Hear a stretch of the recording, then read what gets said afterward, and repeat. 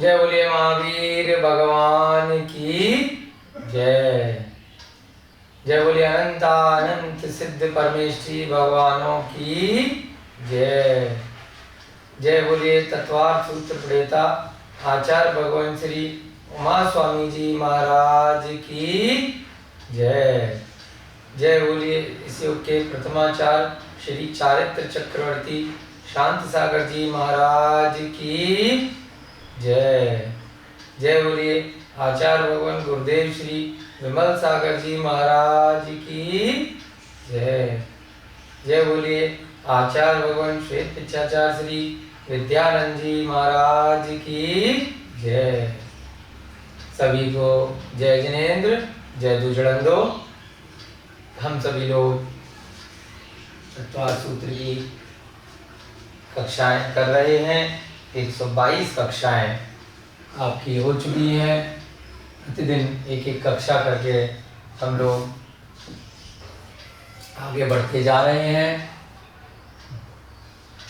123 number की कक्षा आज आपकी लगने जा रही है। बहुत अच्छे से आप लोग सब मिल करके स्वाध्याय कर रहे हैं।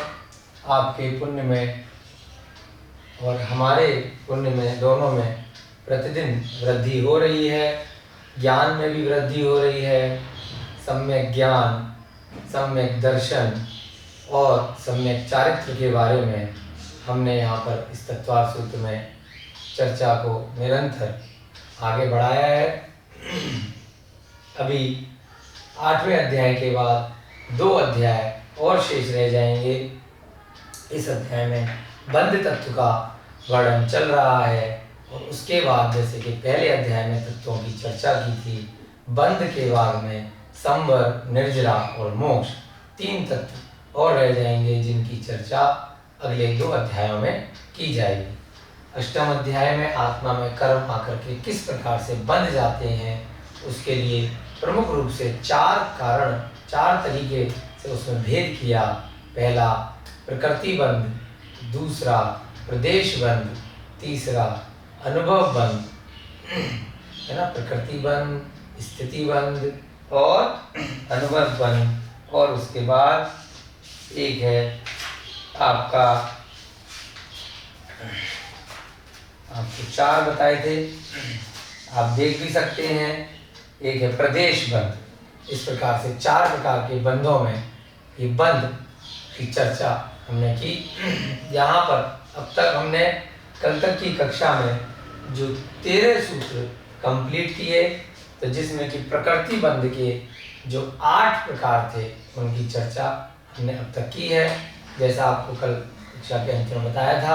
अब आज से इन 8 प्रकार के जो कर्म हैं वो कितने समय तक आत्मा में आकर के बंध सकते हैं, उनकी उत्कृष्ट स्थिति और जघन्य स्थिति बताने के लिए आगे के कुछ सूत्र आज की कक्षा में आप लोगों को कराए जाएंगे।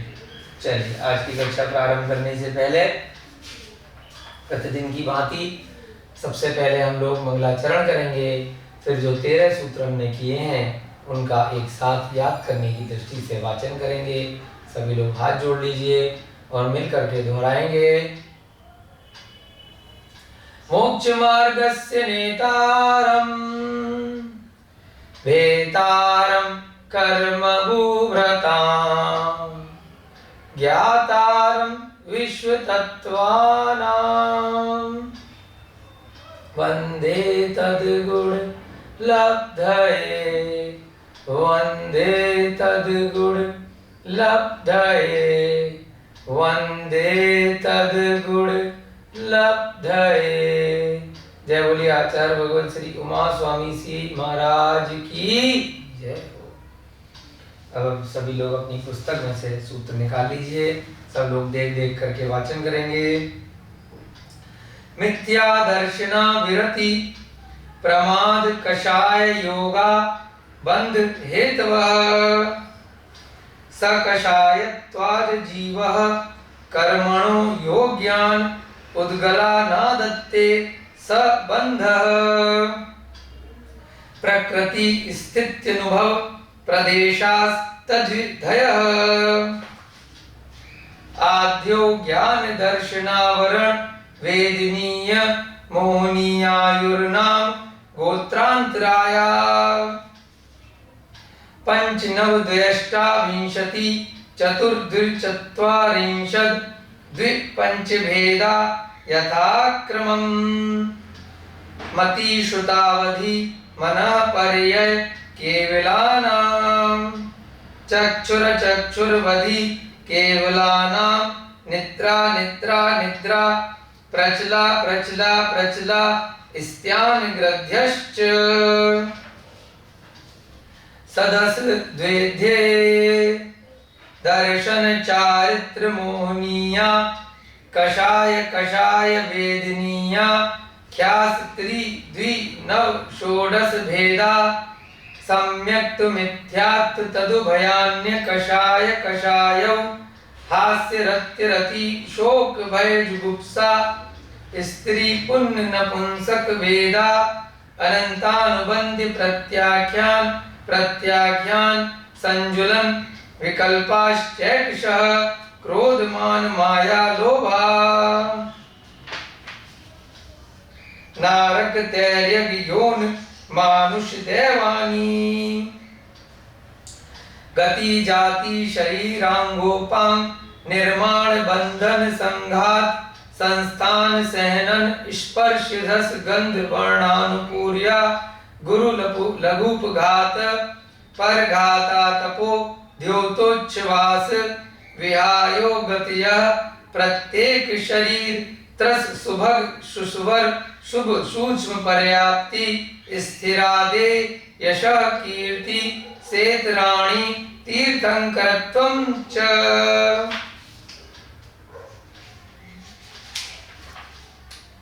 उच्चै नीचैश्च दान लाभ भोगोपभोग वीर्याणाम।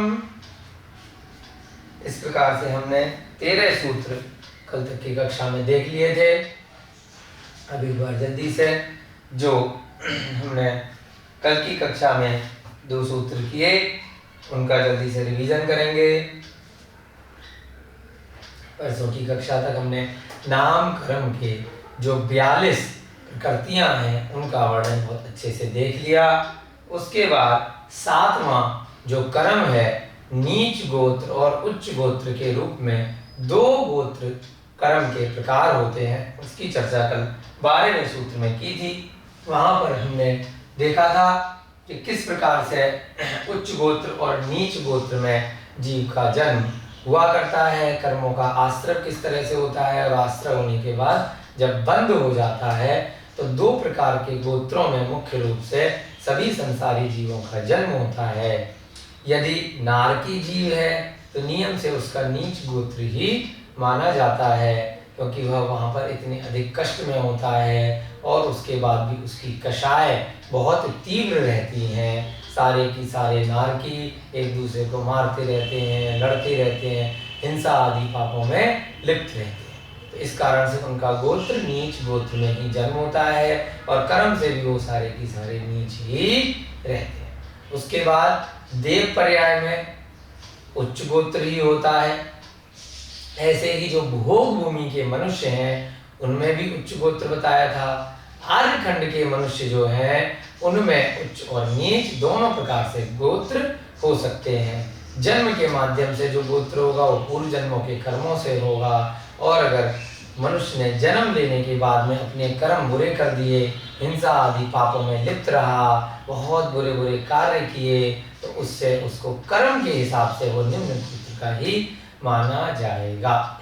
ऐसा उदाहरण भी आता है भरत चक्रवर्ती ने जब गोत्रों में विभाजन किया, जब समाज का एक तरह से उन्होंने संगठित समाज को अलग अलग कैटेगरी में बांटा था, तब वहां पर उन्होंने कर्म के हिसाब से लोगों को अलग अलग कैटेगरी में उस समय दिया।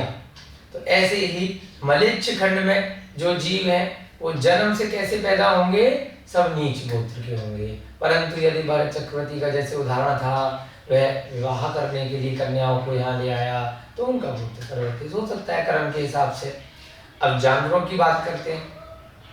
त्रियंचों में उनके कैसे गोत्र होते हैं। नियम से तो जन्म से तो त्रियंचों के नीच गोत्र ही होंगे, परंतु यदि किसी जाति स्मरण के माध्यम से या किसी अन्य कारण से उस त्रियंच ने व्रतों को ग्रहण कर लिया, अपने इस भाग को भी सुधार लिया और भविष्य की पर्यायों को भी उसने अपना सुधार लिया, तो क्या होगा, उसका निम्न गोत्र उच्च गोत्र में परिवर्तित हो जाएगा। ऐसे प्रतिमान योग में आपने बहुत सारे उदाहरण देखे होंगे। जब त्रियंच भगवान के सम्मुख में जाकर के बैठते हैं, वो सभी भी व्रतों को धारण कर लेते हैं, या समूह शरण के अतिरिक्त भी कभी भी कोई मुनि महाराज का आगमन हुआ या किसी अन्य कारण से यदि उनको जाति स्मरण हो गया, अवधि ज्ञान भी उनको हो सकता है, तो ऐसे ज्ञान के कारण, अवधि ज्ञानी मुनिराज के कारण से उनको यदि कुछ ज्ञान हुआ तो उस वजह से क्या होगा, व्रतों को वो लोग ग्रहण कर, तो उनका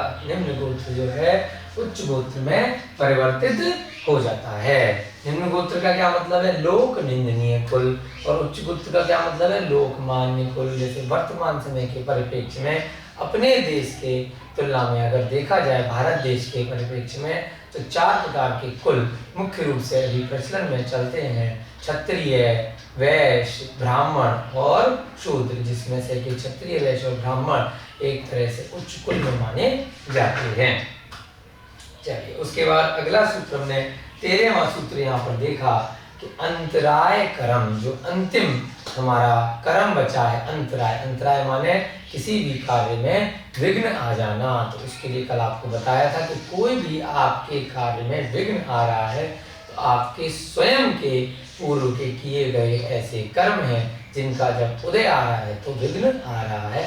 अकस्मात ऐसे ही कभी भी विघ्न किसी काम में नहीं आता। आपने या तो ऐसे भाव किए होंगे कि दूसरे का काम बिगड़ जाए, या आपने किसी दूसरे का काम इस भव में बिगाड़ा होगा, या पूर्व भव में आपने कोई गलत कार्य किया होगा जिससे आपको उस समय अंतराय कर्म का बंध हुआ, और अब जब उसका उदय आया तो आपके किसी भी अच्छे कार्य में विघ्न आया। और वो अच्छे कार्य कौन से हैं, वो ये 5 प्रकार के हो सकते हैं, दान, लाभ, भोग, भोग और वीर। यानी कि अब आप अपने पुण्य के लिए, अपने कर्मों को सुधारने के लिए दान देना चाह रहे हैं, परंतु नहीं दे पा रहे किसी प्रकार के अच्छे सुपात्र को दान देने में। आपके भाव तो बन रहे हैं परंतु हो नहीं पा रहा। क्यों? क्योंकि पहले आपने किसी को दान देने से रोका होगा। दूसरा, आपको लाभ नहीं हो पा रहा, बहुत मेहनत करी, बहुत पढ़ाई करी, परंतु एग्जाम पास ही नहीं हो पा रहे हो। तो किसी के अन्य के अध्ययन में आपने रोक लगाई होगी, कभी कोई पढ़ रहा होगा, आपने उसकी लाइट बंद कर दी होगी, या उसके आपने साधन उपलब्ध नहीं कराए होंगे, आपने उसकी पुस्तक को, ज्ञान की चीज़ों को छुपा दिया होगा। तो उस सबसे क्या होगा, आपने दूसरे के कार्य में अंतराय पैदा किया। जब भविष्य में आपकी परीक्षाएं होंगी, आपको किसी भी व्यापार इत्यादि में कोई लाभ प्राप्त करना होगा, तो वहाँ पर आपके कार्य में बनते बनते काम बिगड़ जाएंगे।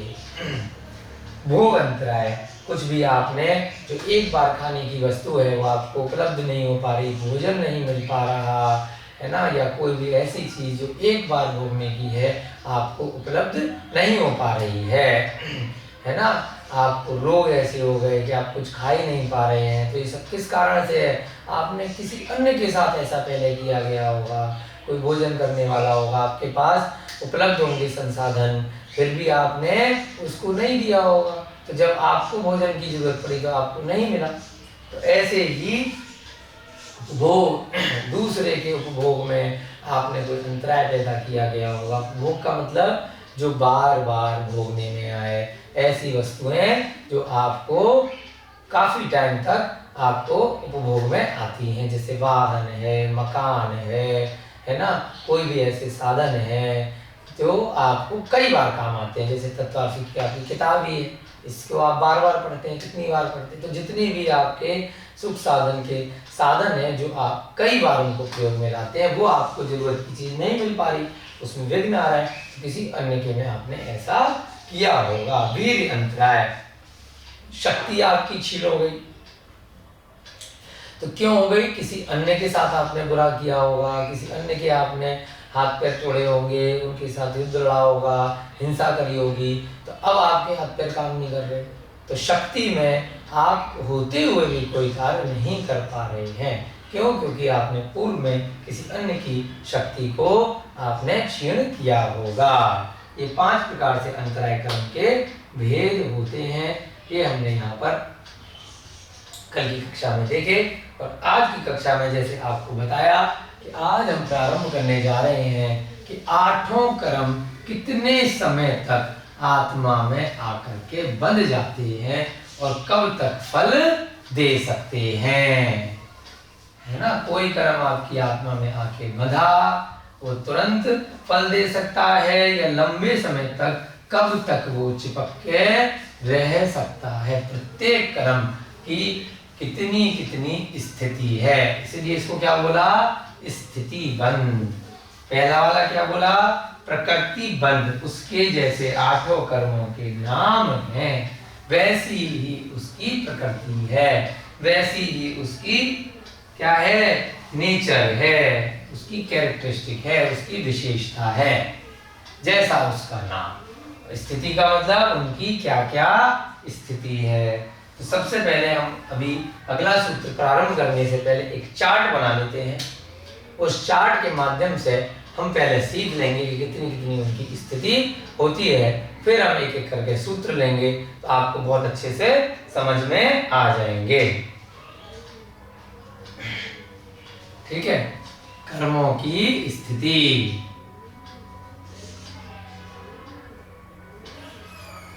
यानी कि कितने समय तक आत्मा से कर्म आकर के बंधे रह सकते हैं।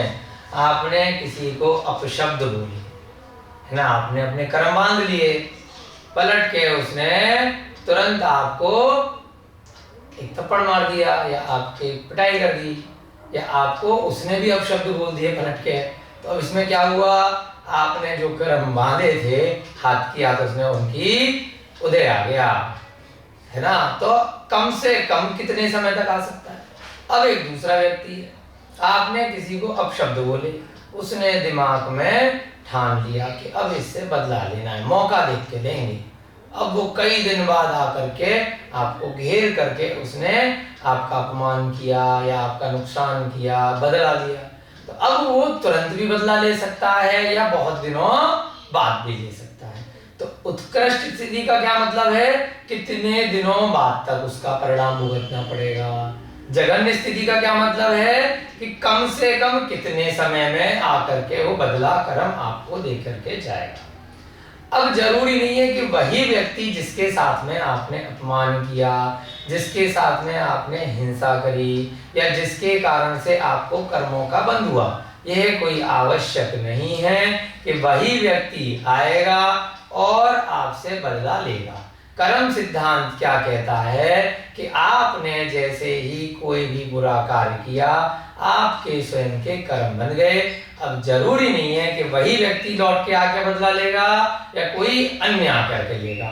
इस जन्म में अगर नहीं ले पाया हुआ है तो कोई दूसरा आकर के ले जाएगा, या अगले जन्म में आपको उन कर्मों की सजा भुगतनी पड़ेगी। आपने किसी के यहाँ चोरी करी, पकड़े गए, पुलिस वाले ने आपको ले जाके जेल में डाल दिया, तो पुलिस वाले की तो चोरी आपने करी नहीं थी, फिर जज ने आपको अच्छे से सजा दे दी, एक व्यक्ति ने आपको फांसी दे दी, तो वो तो तीसरे अन्य हो गए, उनका तो कोई लेना था नहीं। तो क्यों? आपने जैसे कर्म किए उसकी सजा कोई भी दे सकता है। तो यह मत मान के चलिए कि मैंने तो इसका बुरा कर दिया, अब ये व्यक्ति सामने प्रत्यक्ष में तो है नहीं, ये तो इसकी मृत्यु हो गई, अब कौन मुझे बदला लेगा? बदला जरूर मिलेगा, आपको उसका परिणाम भुगतना पड़ेगा जब उस कर्म का उदय आएगा। अब उदय उत्कृष्ट स्थिति के हिसाब से भविष्य की पर्यायों में भी जा सकता है और जघन्य स्थिति के हिसाब से इसी पर्याय में भी कम से कम आपको तुरंत भी भुगतना पड़ सकता है। जब कर्म आ गया तो आत्मा में चिपक गया, अब वो कब उसका उदय आए वो तो समय ही बताएगा, लेकिन उत्कृष्ट और जघन्य के मध्य में ही कहीं ना कहीं वह कर्म रहेगा। अब इसमें आता है कर्मों की निर्जरा किस प्रकार से की जा सकती है। आपने मान लीजिए कर्मों का बंद कर लिया, फिर आपको समझ में आ गया कि मैंने कोई गलत कार्य किया था, अब मुझे फल भुगतना पड़ेगा। तो अब तप के माध्यम से आप अपने सम्यक दर्शन सम्यक ज्ञान के माध्यम से अपनी आत्मग्लानि करके, प्रायश्चित करके, तप लेकर, संयमों को ग्रहण करके, व्रतों को ग्रहण करके, उन पूर्व जनित जो आपके कर्म थे उनका उदय आने से पहले ही उनकी निर्जरा कर सकते हैं। आपने उस व्यक्ति से सॉरी बोल दिया, माफी मांग ली जिसको आपने अपशब्द बोले थे, किसी का आपने नुकसान किया था, तो आपने क्या किया, अंतरात्मा से उससे आपने माफी मांगी जा करके, उसके परिवार से, उस व्यक्ति से और स्वयं से भी आपने आगे ऐसे कृत्य न करने का प्रण लिया।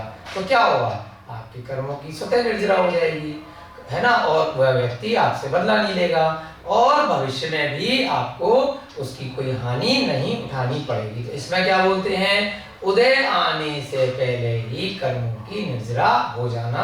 जब आगे के अध्याय में इसको डिटेल में पढ़ेंगे तब हम समझेंगे कि दो शब्द आएंगे, सविपाक निर्जरा और अविपाक। सविपाक माने के उदय में आकर के वो कर्म हटेगा, जब तक उदय में नहीं आएगा आपकी आत्मा से नहीं अलग होगा।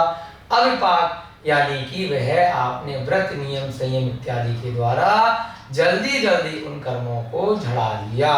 तो जो मोक्ष मार्ग है वो यही अविपाक निर्जरा का मार्ग है, जहां पर आपको समय से पूर्व अपने तप ध्यान के माध्यम से गुण स्थान में धीरे धीरे ऊपर बढ़ना है और जो पूर्व जनित आपके कर्म थे उनको जल्दी जल्दी आपको झड़ाना है। तो यहाँ पर उत्कृष्ट और जघन्य का मतलब आपको समझ में आ गया। अब चार्ट बना ले हम, है ना। उत्कृष्ट का मतलब मैक्सिमम कहां तक वो कर्म जाकर के फल देगा, जघन्य का मतलब तुरंत कब तक फल दे सकता है, कम से कम समय में। चलिए चार्ट बनाते हैं, कर्मों का नाम लिखेंगे, उसके बाद उसके हमने जो पिछले सूत्रों में भेद देखे थे, कितने कितने भेद होते हैं वो भी आप लिख लीजिए। फिर हम लिखेंगे उत्कृष्ट स्थिति और फिर लिखेंगे जघन्य स्थिति। ठीक है।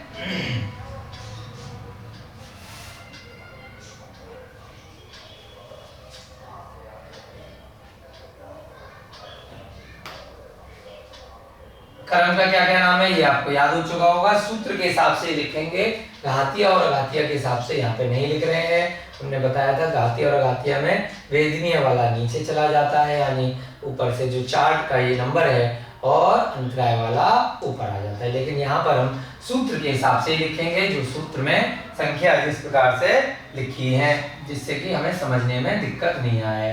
पहला ज्ञानावरणी, दूसरा दर्शनावरणी,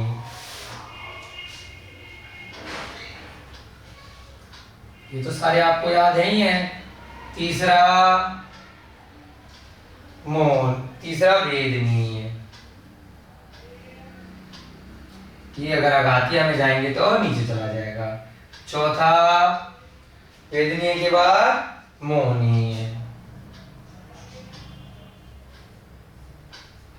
मोहनीय के बाद 5, 6, 7 और 8, मोहनीय के बाद आयु, नाम, गोत्र और अंत में अंतराय। भेद आपको पिछले सूत्रों से याद हो चुके हैं, जल्दी जल्दी बताइए जो चौथे पांचवें सूत्र में बताए थे। पंच नवद्वेद, है ना, इसी हिसाब से हम लिखेंगे 5, 2, 9, 28, 4, 42, उसके बाद 2 और 5। ये इनके भेद जो पिछले सूत्रों में आए थे। अब उत्कृष्ट स्थिति का क्या मतलब है कि ज्ञानावरणी कर्म एक बार आपने बांध लिया। ज्ञानावरणी का मतलब ज्ञान के ऊपर पर्दा, यानी कि आवरण चढ़ा लिया, सम्यक ज्ञान आपको उत्पन्न नहीं हो पा रहा मिथ्या ज्ञान के कारण से। तो एक बार आपने ऐसा आवरण चढ़ाया तो कितने लंबे काल तक चढ़ा रह सकता है। तो यहाँ देखिए कितनी गंभीर बात यहाँ पे कही है, 30 कोड़ा कोड़ी सागर। अब आपने उत्कृष्ट जो हमने पहले देखा था अवसर्पणी और अपसर्पणी, तब आप अंदाजा लगा सकते हैं वहां पर पूरा की पूरा एक अवसर्पणी काल ही 10 कोड़ा कोड़ी सागर का होता है, जिसमें पहले 3 काल और बाद के 3 काल होते हैं। तो आप देख लीजिए उत्सर्पणी और अपसर्पणी दोनों मिला के भी 20 कोड़ा कोड़ी सागर के होते हैं। कोड़ा कोड़ी 1 करोड़ गुणा 1 करोड़, सागर 100 योजन का गड्ढा किया, उसमें 1 वर्ष में 1 बाल निकाला, इतना ठसाठस उसको भर दिया, तो कितना बड़ा तो सागर है ना। सागर भी किससे बड़ा है, हमने बहुत सारी चीजें इसमें पल्ले अर्धा पल्ले सब चीज देखी थी पहले के अध्यायों में। तो एक सागर ही जब इतना बड़ा है उसमें करोड़ का करोड़ और वो भी 30, तो आप लगा लीजिए कि एक बार ज्ञानावरणी कर्म हो गया, कितने जन्म निकल जाएंगे, वह सम्यक ज्ञान उत्पन्न होने वाला नहीं है। अगर उत्कृष्ट स्थिति तक जाते हैं और अगर जघन्य स्थिति पे जाएंगे, यानी कि ज्ञानावरणी कर्म की निर्जरा कम से कम कितने समय में हो सकती है, अंतर्मुहूर्त।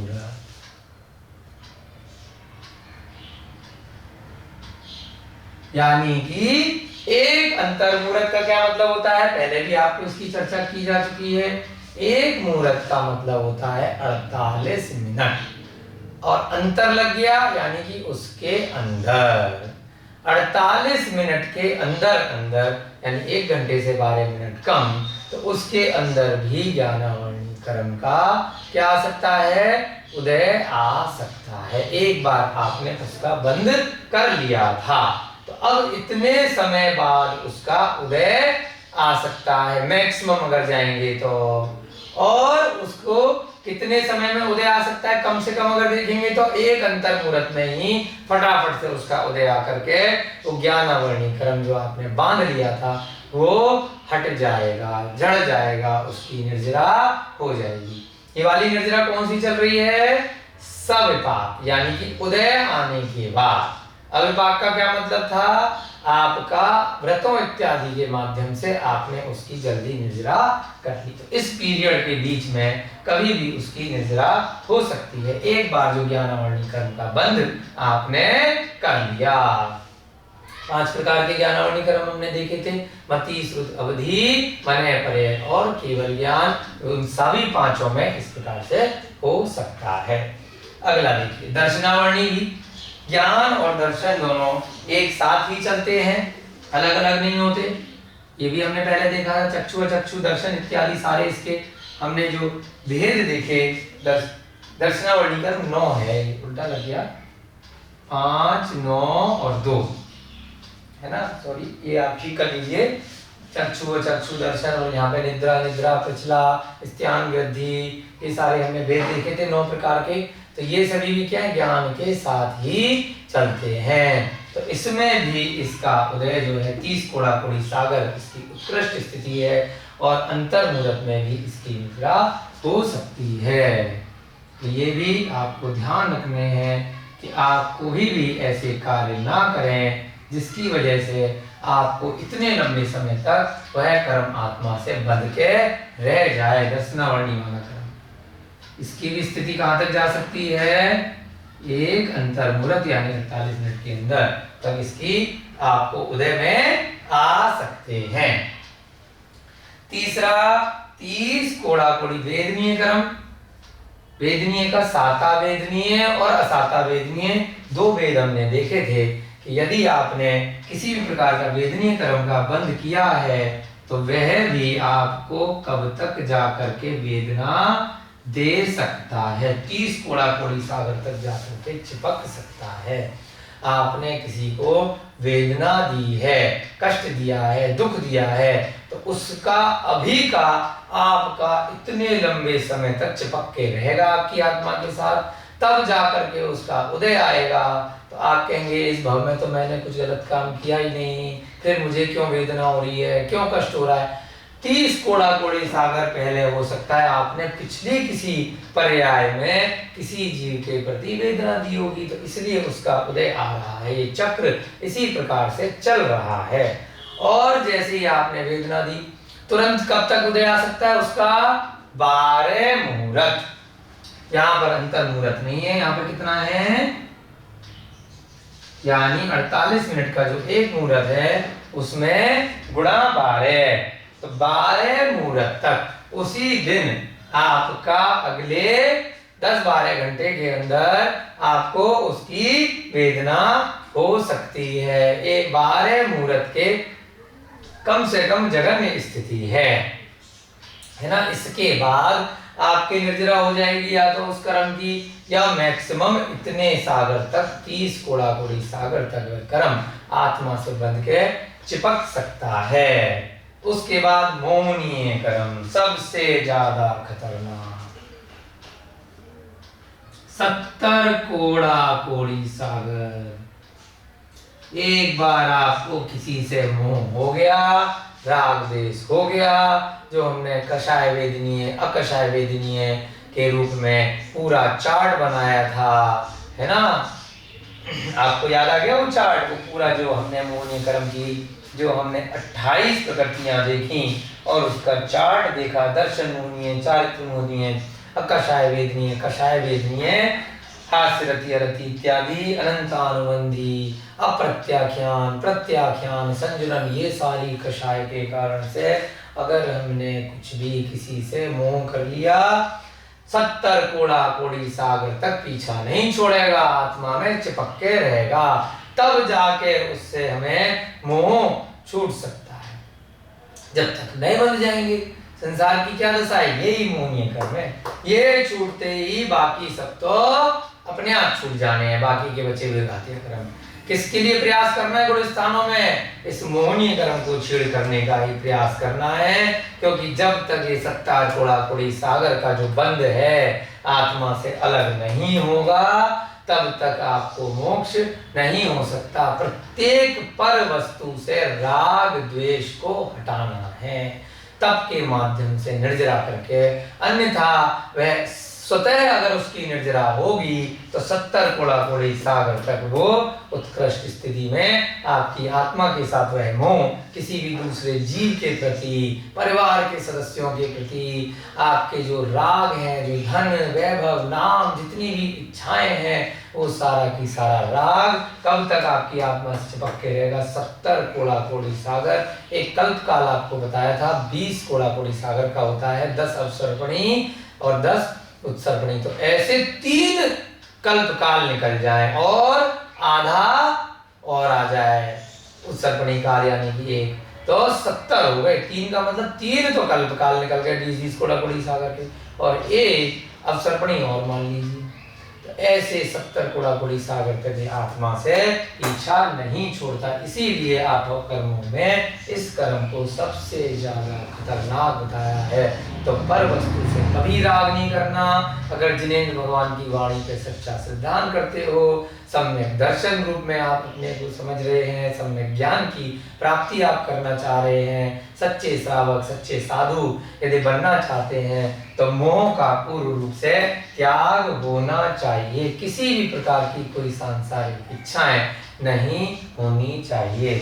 अब मोहनीय कर्म का आपने किसी से राग किया बहुत ज्यादा, तुरंत कम से कम कितने समय में इसका उदय आ सकता है? एक अंतर मुहूर्त में। लंबा से लंबा कब तक चिपक के रह सकता है? 70 कोड़ा कोड़ी सागर। और अगर तुरंत आपको किसी पर वस्तु से राग हुआ, ये बहुत अच्छी चीज है, ये मुझे मिल जाए, ये पर व्यक्ति मेरा हो जाए, है ना, मेरा इससे विवाह हो जाए, आपने तुरंत इच्छा करी, फिर आपने कहा सब संसार की बेकार की बातें हैं, इन सब में कुछ नहीं रखा, आपने इच्छा वहीं त्याग दी। तो एक अंतर मुहूर्त में ही आपका मोह वहीं की वहीं समाप्त हो गया, उसकी निर्जरा हो गई। जो मोहनीय कर्म आपने बांधा था उसको 48 मिनट के अंदर ही आपका हट भी सकता है, और अगर चिपक के रह गया तो कहते हैं 70 कोड़ा कोड़ी सागर तक लग के रहेगा। इसीलिए आया है कि 6 महीने तक यदि उससे ज्यादा किसी से आपने राग या द्वेष कर लिया तब ये उत्कृष्ट स्थिति बन सकती है। इसीलिए बहुत बार कुतमान योग में उदाहरण आते हैं, जैसे भगवान राम लक्ष्मण की मृत लाश जो थी उसको 6 महीने तक लेके घूमे, उसके बाद अगर घूमते तो उनका जो अंतिम वह था वह क्या रह जाता, उनका जो चारित्र चल रहा था कि अब ये हमारा अंतिम भाव है, उसमें भी दिक्कत आ सकती है। छायिक सम्यक दृष्टि के साथ क्या होता है कि 6 महीने से अधिक किसी भी पर वस्तु से राग नहीं होता। अगर 6 महीने से अधिक राग या द्वेष आपने किसी के साथ कर लिया तो इतने भवों तक आपको पीछा नहीं छोड़ेगा। अगर आपके साथ किसी ने गलत किया तो कुछ ही समय में उसको क्षमा कर दीजिए, और अगर किसी ने अच्छा किया तो उसको कुछ समय बाद भूल जाइए। अगर 6 महीने से ज्यादा आपने टेंशन ली, आप जैसे केस लड़ते हैं, 20-20 साल तक आप केस लड़ रहे हैं किसी भी चीज के लिए कि मुझे इस चीज की इच्छा है, इसने मेरे साथ बुरा किया, पूरे दिन आप उसके बारे में सोच रहे हैं, बदले की रिवेंज की आप प्रक्रिया यदि 6 माह से ज्यादा कर लेते हैं तो इस उत्कृष्ट स्थिति में आपका उस जीव के प्रति, उस वस्तु के प्रति आपका राग या द्वेष बन जाएगा। तो ध्यान दीजिएगा इस बात को कि यदि आप छायिक दृष्टि भविष्य में बनना चाहते हैं तो किसी भी पर वस्तु से मोह 6 माह से अधिक बिल्कुल भी नहीं होना चाहिए। अगला कौन सा है? आयु कर्म। आयु कर्म हमने 4 प्रकार का देखा था। ये कितने टाइम तक बन सकता है? यहाँ पर इस प्रकार से कोड़ा कोड़ी सागर नहीं है, क्योंकि हम तीसरे चौथे अध्याय में अच्छे से पढ़ के आए हैं। अधिकतम आयु कितनी जाएगी? ऊपर के सबसे ऊपर वाले स्वर्ग में सर्वार्थ सिद्धि में 33 सागर। इसी प्रकार से अधिकतम आयु नीचे नरक में जाएंगे तो कितनी जाएगी? 7वें नरक में 33 सागर। तो 33 सागर से अधिक का आप कभी भी आयु का बंध नहीं कर सकते। जैसे राजा श्रेणिक ने मरा हुआ सांप मुनि महाराज के डाला, 33 सागर की आयु हो गई, परंतु बाद में अपने कर्मों को उन्होंने प्रायश्चित किया। उन्होंने केवली भगवान महावीर के सामने समुद्र में बैठे तो उनकी आयु कम तो हो गई, लेकिन नरक उन्हें जाना पड़ा। तो उत्कृष्ट आयु मैक्सिमम कितनी बनेगी? 33 सागर की। और कम से कम कितनी बन सकती है जगन्य आयु? 1 अंतर्मुहूर्त की। अंतर्मुहूर्त यानी कि 48 मिनट से कम। अब जैसे छोटे जीव हैं, मच्छर मक्खी हैं, या कोई जीव भ्रूण में आने, गर्भ में आने के बाद उसका जल्दी मरण हो गया है ना, वो सब क्या है? अंतर्मुहूर्त के अंदर ही सूक्ष्म जीवों का, अन्य छोटे छोटे कीड़े मकोड़ों का, उन सब का 48 मिनट के अंदर अंदर ही उनकी निर्जरा हो सकती है जो आयु कर्म बांधा था। तो कम से कम कितनी आयु बन सकती है? 1 अंतर्मुहूर्त। और अधिकतम कितनी आयु बन सकती है किसी जीव की? 33 सागर। यहाँ पर बस ध्यान देना है आपको, कोड़ा कोड़ी नहीं है, बाकी सब में है। उसके बाद नाम कर्म, जो शरीर आदि का हमने पूरा की पूरा 42 प्रकार की प्रकृतियों में पिछले सूत्र में हमने देखा था। एक बार जो नाम कर्म बांध लिया तो उसका उदय कब तक आ सकता है? 20 कोड़ा कोड़ी सागर तक। कब तक आ सकता है? यानी कि एक कल्पकाल भी 20 कोड़ा कोड़ी सागर का होता है, जिसमें एक अवसर्पणी और एक उत्सर्पणी काल होता है। तो यहाँ तक अभी आपने इस भव में कोई ऐसा कार्य किया कि आपने सुंदर शरीर, सुभग शरीर, वो पूरे हमने 42 प्रकृतियां जो कल देखी थी, ये सारे अंगोपांग, संस्थान, निर्माण, बंधन, संघात, ये सारे की सारे जो थे 42 प्रकार की प्रकृतियां, ये कब तक उदय में आ सकती हैं? 20 कोड़ा कोड़ी सागर तक। ऐसे ही तीर्थंकरत्वम च भी हमने लास्ट में देखा। तो तीर्थंकर नाम प्रकृति का भी अगर बंद कर लिया तो मैक्सिमम उत्कृष्ट स्थिति यहाँ पर जाकर के वो तीर्थंकर बन जाएंगे। और कम से कम कितने समय में बन सकते हैं? ये बन सकते हैं आपके 8 मुहूर्त, यानी कि 48 मिनट का एक मुहूर्त है, तो 8 मुहूर्त के अंदर इस नामकरण की प्रकृति का उदय आ सकता है, जिस भी प्रकार का बंध उस जीव ने किया है 42 में से। उसके बाद गोत्र, उच्च और नीच गोत्र का। अब जरूरी नहीं है कि आपको अगले ही भाव में वह गोत्र मिले जिसका बंध आपने किया। कब मिल सकता है? 20 कोड़ा कोड़ी सागर, इसमें भी 20 कोड़ा कोड़ी सागर तक उसका उदय आ सकता है, आपने उच्च या नीच गोत्र का जो भी बंध किया है। और कम से कम कब तक आ सकता है? ये भी 8 मुहूर्त तक। अब आप कहेंगे किसी ने देखे क्या? ये सब अरिहंत भगवान ने अपने ज्ञान में देखे हैं। अनादि काल से यही नियम शाश्वत चलते आ रहे हैं और अनंत काल तक चलते रहेंगे। इसमें कोई हेर फेर नहीं की जा सकती है। यह ज्ञान का विषय है, श्रद्धा का विषय है, तो इसको हमें इसी प्रकार से समझना है। उसके बाद अंत में अंतराय कर्म। अगर आपने किसी के कार्य में विघ्न डाला तो आपके कार्य में विघ्न कब तक आ सकता है?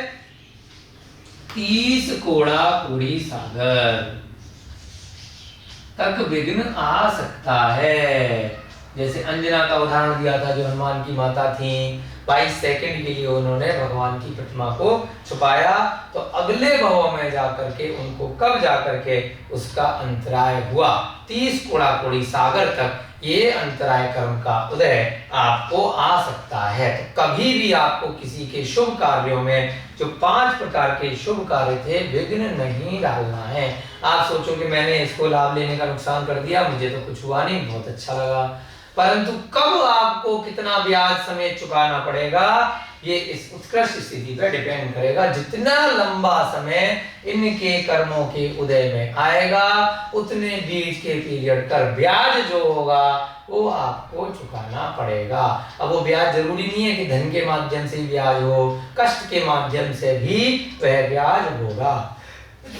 तो उसका समय बढ़ जाएगा, है ना, उसका दुख बढ़ जाएगा। ये सारा आपको हमेशा ध्यान रखना है। अंतराय कर्म की जघन्य स्थिति क्या है? इसकी भी अंतर मुहूर्त है। आपने किसी के कार्य में विघ्न डाला और तुरंत ही उसका आपको उदय कब तक आ सकता है? 1 मुहूर्त के अंदर उसका उदय आ सकता है। आपका भी कोई कार्य करते करते तुरंत बिगड़ सकता है। आपने किसी के काम में कोई रोक टोक कर दी, तुरंत ही 1 घंटे के अंदर ही, 48 मिनट के अंदर ही आपका कोई दूसरा कार्य होने वाला था, उसमें आपका विघ्न आ गया। तो ये जघन्य स्थिति हो गई। और मैक्सिमम कब जाके ये उत्कृष्ट स्थिति रहती है? 30 कोड़ा कोड़ी सागर। इस प्रकार से अगले जो आपके 6-7 सूत्र आने वाले हैं, उनके लिए हमने एक ही चार्ट में यहाँ पर आपको बता दिया है। अब आपके लिए समझने का बहुत आसान हो गया। अब एक एक करके हम 14 नंबर के सूत्र से 20 नंबर के जो 6-7 सूत्र हैं, 14, 15, 16, 17, 18, 19 और 20, 7 सूत्रों के लिए ये एक ही चार्ट यहाँ पर आ गया। तो हम जल्दी जल्दी से वह 7 सूत्र यहाँ पे कराने का प्रयास करते हैं। आज की कक्षा में हो जाएंगे तो अच्छी बात है, नहीं तो कुछ सूत्र हम कल की कक्षा में आगे लेंगे। क्या बोलते हैं इसको? स्थिति बंध। इस प्रकार से कर्मों की स्थिति होती है कि कौन सा कर्म आत्मा में आकर के कितने समय तक बंध कर रह सकता है। ठीक है, समझ में आ गया आपको? ये चार्ट पुस्तकों में आपने अच्छे से देखा होगा कई बार, जिन्होंने पहले तत्काल सूत्र पढ़ रखा है। लेकिन यहाँ पर आपको उसी को आराम आराम से अच्छे से समझाने का प्रयत्न कर रहे हैं, जिससे कि बाद में जो भी चीजें हैं आपको हमेशा आपके ज्ञान में बनी रहें। चलिए 14वें नंबर का सूत्र देखते हैं।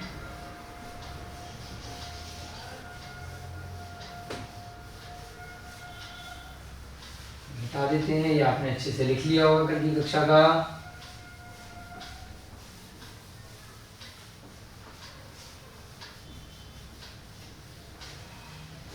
चलिए 14 नंबर का सूत्र क्या कहता है?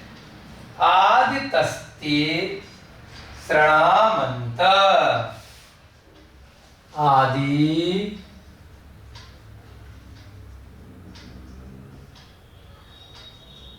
तस तृष्णामंत। आदितस्ति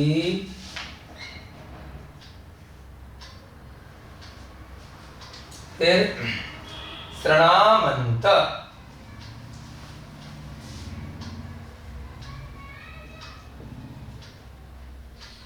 आदितस्तिश्रामन्त रायस्य च।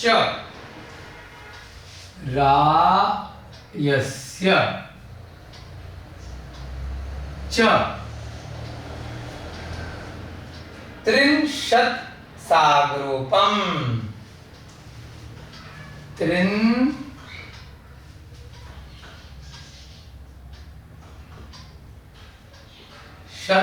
सागरोपम।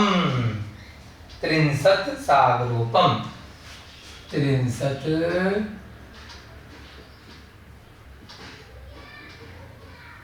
सागरोपम।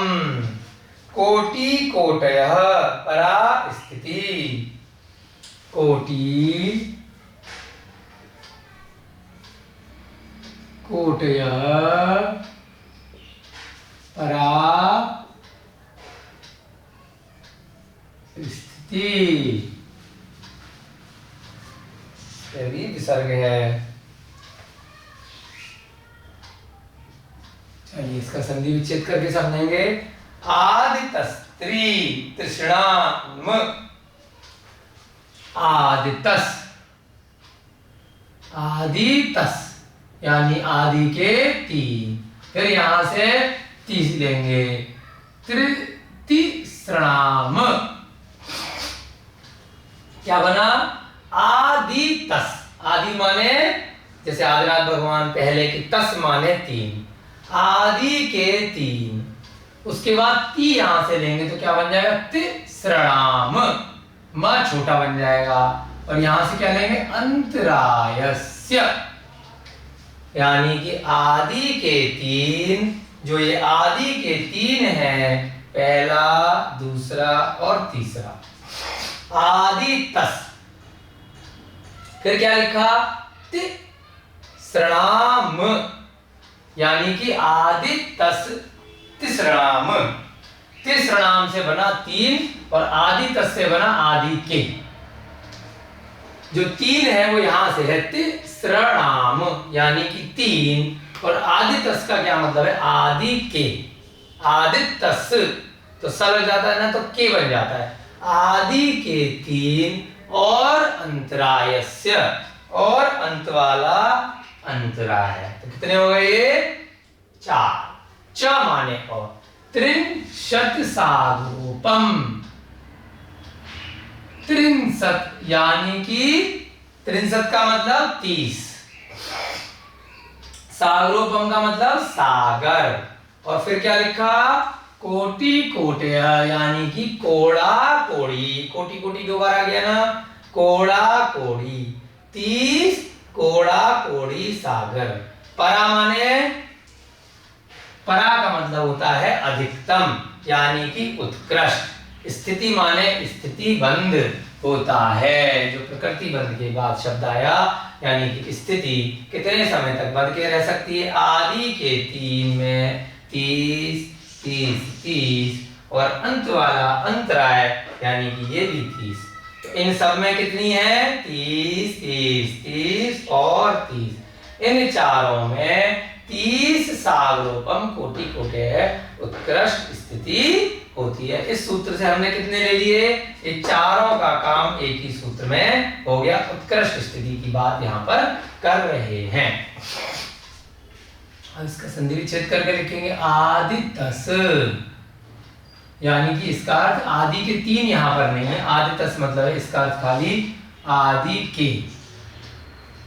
और तीन का मतलब यहां से निकल रहा है तिसृणाम। वहां पे भी अलग लगाएंगे यानी कि तीन। अब आदि के कौन से हैं? ज्ञानावर्णी, दर्शनावर्णी और वेदनीय। इसके बाद लिखेंगे हम अंतराय स्य, अंतराय के,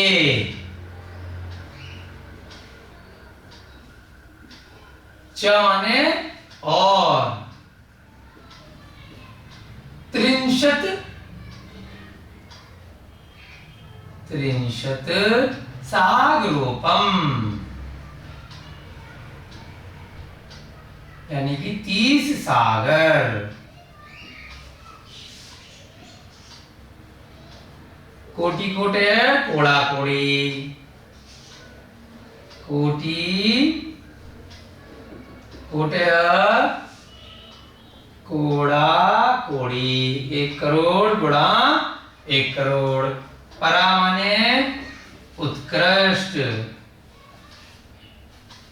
स्थिति माने स्थिति उसकी जब तक उसका उदय आ सकता है। स्थिति माने उसकी समयावधि या उसकी स्थिति। समयावधि, इतने समय तक उसका उत्कृष्ट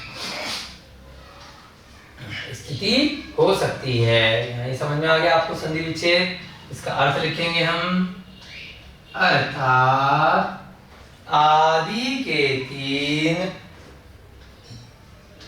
कर्मों की, आदि के यानी कि प्रारंभ के, आदि के 3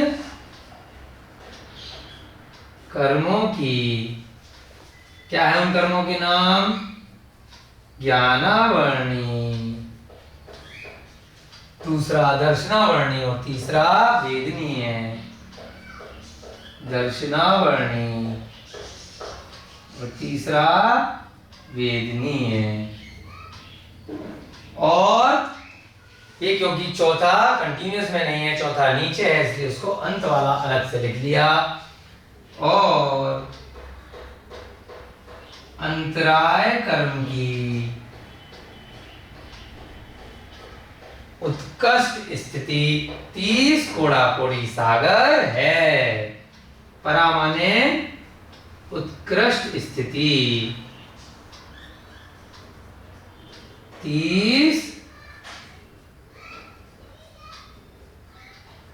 कोड़ा कोड़ी सागर होती है। कोड़ा कोड़ी का मतलब आपको पहले से पता है, 1 करोड़ गुणा 1 करोड़। बहुत अच्छे से हमने सीखा है। अब इनका बंध किसको हो सकता है, ये हम नोट में लिख सकते हैं। संगी पंचेंद्रिय मिथ्या दृष्टि को इसका बंध हो सकता है इतने सागर तक के लिए। इसको जो संगी जीव है, पंचेंद्रिय है और मिथ्या दृष्टि है। अब कोई मक्खी मच्छर है, वो बेचारा किसी के साथ क्या अंतराय कर्म का बंध करेगा, है ना। तो पंचेंद्रिय भी होना चाहिए उसको, मन सहित भी होना चाहिए, है ना। चींटी है, मक्खी मच्छर, ये सभी इतने लंबे समय तक के लिए कर्मों का बंध नहीं कर पाते। कौन करेगा? जो मन के माध्यम से जो पंचेंद्रिय मनुष्य त्रियंच इत्यादि हैं, वे सभी इन कर्मों का बंध इतने समय तक के लिए कर सकते हैं, है ना। नोट में हम लिख सकते हैं, उत्कृष्ट स्थिति का मतलब होता है कि जो कर्म पहले बांधे थे उसका फल या उदय आ सकता है। नोट में हम लिखेंगे, जो ये कर्म है, ये कर्म, ये इनका बंध संगी पंचेंद्रिय मिथ्या दृष्टि के ही होता है। संगी होना चाहिए, पंचेंद्रिय होना चाहिए और मिथ्या दृष्टि के होगा। सम्यक दृष्टि के इतने लंबे समय तक नहीं होता। इनका बंध संगी यानी कि मन सहित पंचेंद्रिय मिथ्या दृष्टि के ही और स्थिति का क्या मतलब है, जो कर्म पूर्व में बांधे थे उसका इतने समय तक उदय या फल आ सकता है। स्थिति अर्थात जो कर्म पूर्व में बांधे हैं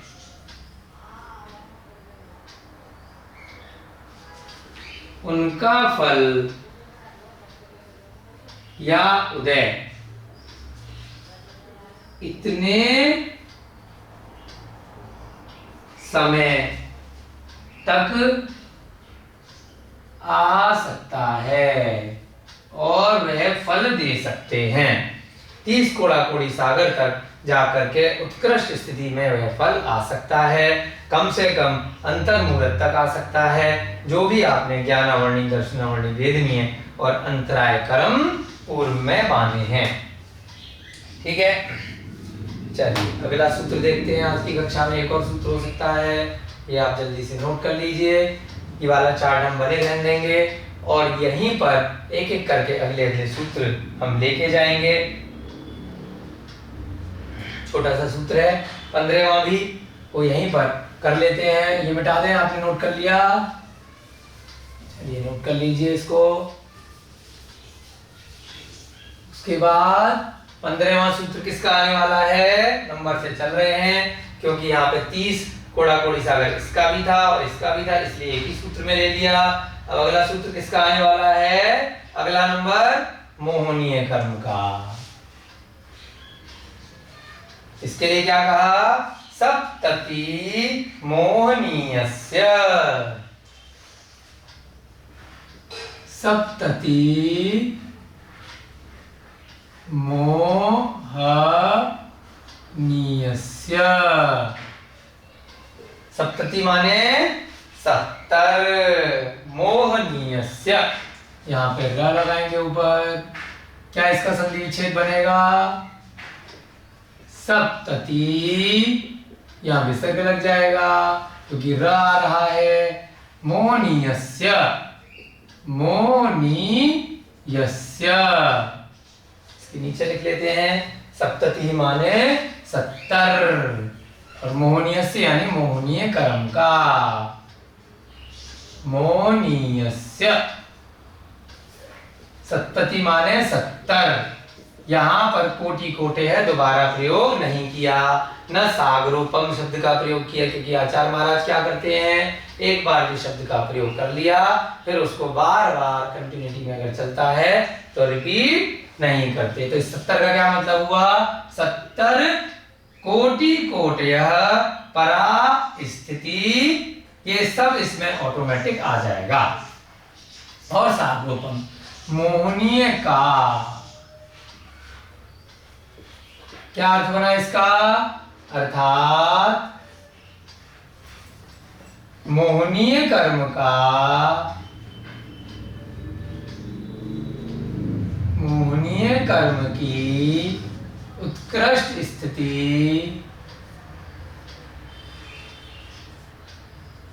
कितनी है, 70 कोड़ा कोड़ी सागर है। इसका उदय 70 कोड़ा कोड़ी सागर तक कभी भी आ सकता है। सारे की सारे कर्मों में सबसे ज्यादा खतरनाक कर्म जो बताया है यही 70 कोड़ा कोड़ी सागर का बताया है। एक बार आपने किसी के साथ मोह कर लिया तो कब तक पीछा नहीं छोड़ सकता, वो 70 कोड़ा कोड़ी सागर तक आपकी आत्मा के साथ वह कर्म चिपक के रह सकता है और कब जाकर के इसका उदय आ जाए कुछ कहा नहीं जा सकता। एक अंतर मुहूर्त से लेकर वो कर्म 70 कोड़ा कोड़ी सागर के मध्य में कभी भी उदय में आ सकता है। वह जीव आपको मिल सकता है या आपसे उसका अगर द्वेष है तो आप उसके साथ में आपका घृणा हो सकती है। किस कारण से, इस मोहनीय कर्म के कारण से। इस प्रकार से हमने यहाँ पर 15 सूत्र आज कर लिए। कल की कक्षा में बहुत जल्दी जल्दी ये वाले सारे की 16, 17, 18, 19 और 20 ये सारे सूत्र बहुत आसानी से आपको कल की कक्षा में हो जाएंगे, क्योंकि ये सारे की सारा चार्ट आपने बहुत अच्छे से बना करके एक तरह से कक्षा में ही आपने याद कर लिया है। अब कल की कक्षा में अगले 6 सूत्र हम लेंगे साथ में। आज की कक्षा का आपका समय हो रहा है। जय बोलिए भगवान महावीर स्वामी की जय। जय बोलिए अनंत अनंत सिद्ध परमेष्ठी भगवानों की जय। जय बोलिए आचार्य भगवान श्री उमा स्वामी जी महाराज की जय। जय बोलिए इस युग के प्रथमाचार्य श्री चारित्र चक्रवर्ती शांति सागर जी महाराज की जय। जय बोलिए आचार्य भगवान गुरुदेव श्री विमल सागर जी महाराज की जय। जय बोलिए आचार्य भगवान श्री पिछाचार्य श्री विद्यानंद जी महाराज की जय। सभी को जय जिनेन्द्र, जय दू जड़ंदो।